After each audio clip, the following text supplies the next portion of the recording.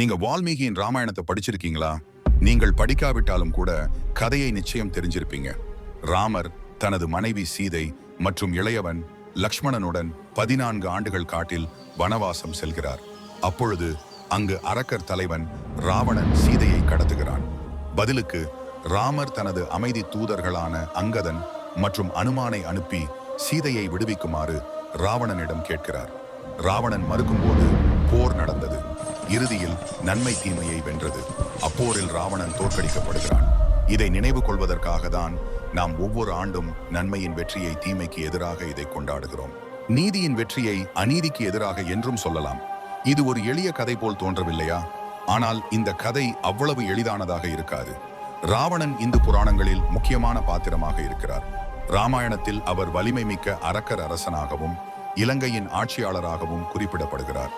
ராவணனை நல்ல குணமுடைய மனிதராகவும் தீய குணமுடைய மனிதராகவும் ராமாயணம் நமக்கு காட்டுகிறது. ராவணன் விஸ்ரவா முனிவருக்கும் கைகசி என்ற அரக்கப் பெண்ணுக்கும் மகனாக பிறந்தார். அவர் ஒரு போர் வீரர், இசைக்கலைஞர் மற்றும் பெரும் அறிவாளியாக இருந்தார். ராவணனுக்கு இருக்கும் 10 தலைகள் பல்வேறு துறைகளில் அவரது நிபுணத்துவத்தை குறிக்கின்றன. அவர் தனது அசாதாரண அறிவுக்காகவும் பரந்த அறிவுக்காகவும் அறியப்பட்டார். பல்வேறு கலைகள், அறிவியல்கள் மற்றும் நூல்களில் தேர்ச்சி பெற்றிருக்கிறார்.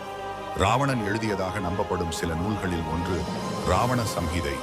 இது ஜோதிடம் மற்றும் கைரேகை பற்றிய நூலாக கருதப்படுகிறது. மருத்துவ தாவரங்கள், மருந்துகள் மற்றும் குணப்படுத்தும் நுட்பங்கள் பற்றிய அறிவை கொண்ட நூல்களும் உள்ளன. ராவணனின் வாழ்க்கை வரலாற்றை விவரிக்கும் தமிழ் காவியமும் உள்ளது. ராவணனின் சிவபெருமான் மீதான அசைக்க முடியாத பக்தி அவரது நல்ல பண்புகளில் ஒன்றாக கருதப்படுகிறது. அவரது பக்தி மிகவும் தீவிரமானது.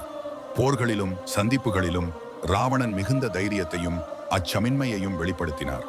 சவால்களை எதிர்கொள்வதில் ராவணனின் வீரமும் துணிச்சலும் குறிப்பிடத்தக்கவை. ராவணன் சிறந்த இசைக்கலைஞரும் கவிஞருமாவார். அவரது இனிமையான பாடல்களுக்கும் புகழ் பாடல்கள் இயற்றுவதற்கும் பெயர் பெற்றவர். இசைக்கருவிகளை செய்வதிலும் ராவணன் திறமை பெற்றிருந்தார். அவரது பங்களிப்புகளில் ஒன்று ராவண வீணை. ராவணன் ஒரு சிறந்த ஆட்சியாளராகவும் இருந்தார். அவர் செழிப்பான நாட்டை உருவாக்கி திறமையான தலைவராக கருதப்பட்டார்.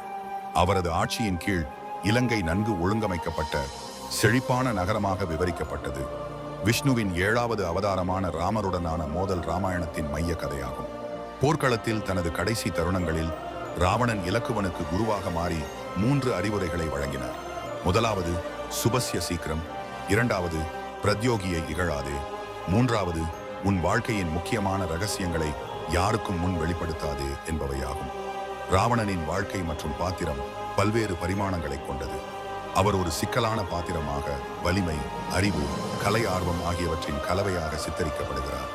அவரது வாழ்க்கை நேர்மறை மற்றும் எதிர்மறை அம்சங்களின் ஒரு படிப்பினையாகவும் மனித இயல்பின் சிக்கலான தன்மையின் பிரதிபலிப்பாகவும் பார்க்கப்படுகிறது.